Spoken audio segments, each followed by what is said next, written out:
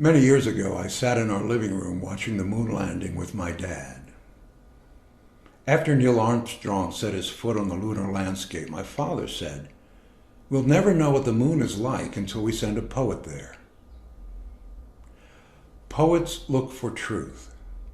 They remind us of what's important. They mine gold from the moments we all share. I would like to introduce you to poet Phil Hooper, who, after a long career in medicine, has rediscovered poetry. Phil Hooper. Hello, I'm Phil Hooper. When I was in college, out of nowhere, I started writing poetry. Be out jogging and get an idea. In order to capture that idea, I'd literally sprint back to my dorm room, get a piece of paper, and jot it down. My first poem ever was Laugh-In.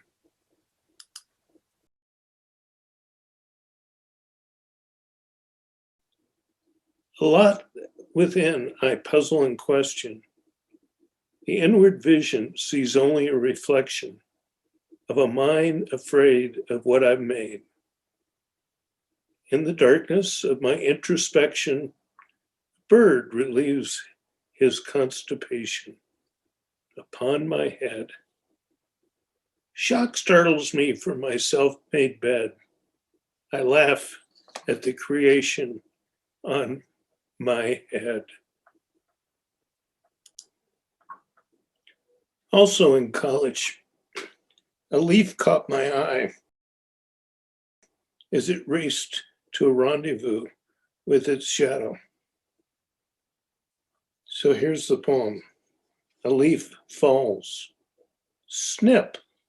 A leaf falls from a twig, rocking back and forth, zigzags. A falling pendulum caught in slow motion. An exaggerated shadow duplicates the leaf's fall, first slowly, then faster and faster. Light speed, the two collide, silently on forest floor. The stalking shadow vanishes on impact. My soul quakes at the quiet finale. Wonder. Tiny, shiny, moon-faced orbs align cross patterns of hope and despair, coalescing and evaporating, vanishing, but where? Yet tomorrow reappear, only to disappear late morn. Sometimes cycle broken by an errant bumblebee flight or a breeze puff. We gasp at the fragile beauty. What story lies in those fortune-telling globes? Hope, despair, a mirrored dome, reflecting light, the soul. We wonder and gaze.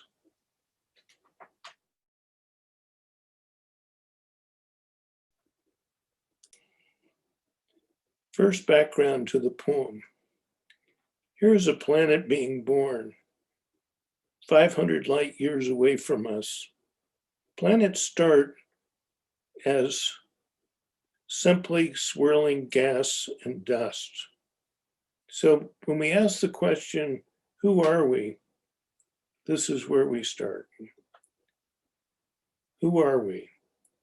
A swirl of celestial gas, turned stardust, riding a turbulent, twisting current, round and round, deep into a bubble, escaping the dizzy vortex, suspended by stellar love, below the big question mark.